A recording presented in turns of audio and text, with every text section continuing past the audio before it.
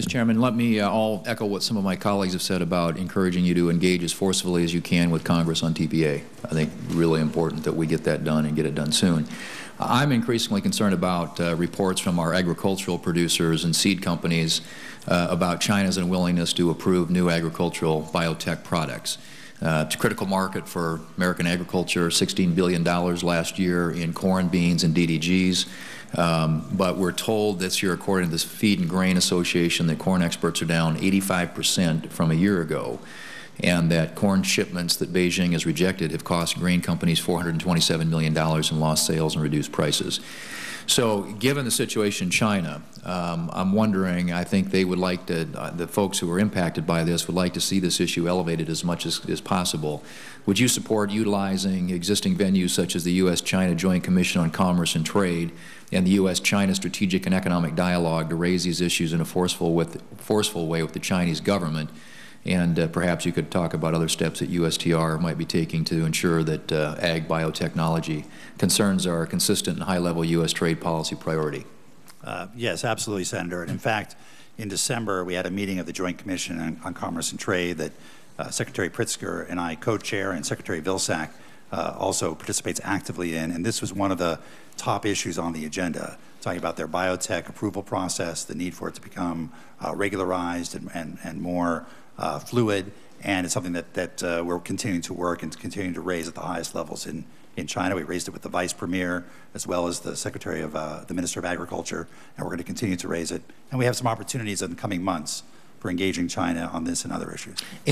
But some of these venues I mentioned, like U.S.-China Joint Commission on Commerce and Trade, U.S.-China Strategic and Economic Dialogue, are those venues that you think would be appropriate to do that? Absolutely. The JCCT, the first one you mentioned, is what we did in December, and we'll have more opportunity to do that later this year. And I know that Secretary Vilsack has also been in touch with his counterpart following that visit to talk about follow-up on that and some other agriculture-related issues. Okay, good. I hope you can keep it high priority.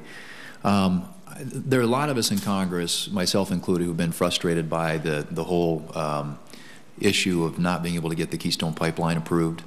And it's something that I believe is clearly in America's economic and national security interest. And so I was going to ask you some questions. I think you can probably answer this, hopefully, yes and no. But is USTR providing comments to State as part of the interagency review process for the presidential permit of the Keystone XL pipeline? I don't believe we are. I don't believe we're involved in this.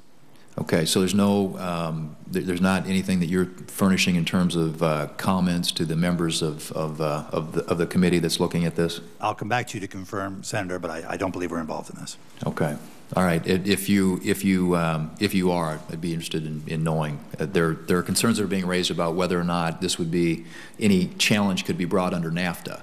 That if the Canadians decided that if the ultimate rejection of the pipeline is the outcome, that they might be able to utilize NAFTA to raise trade considerations. So I'd be interested in, and I'm sure many of my colleagues were too, is what the implications of that might be.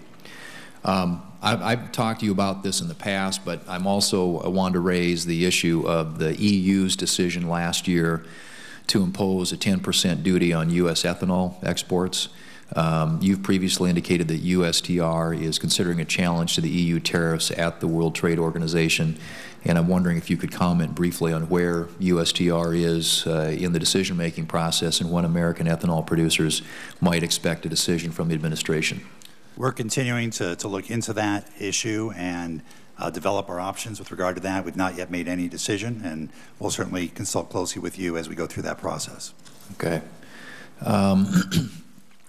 And I wanted to mention one other thing, and that is and you've heard this many times from our agricultural groups about the importance of market access for agriculture in the Japanese market.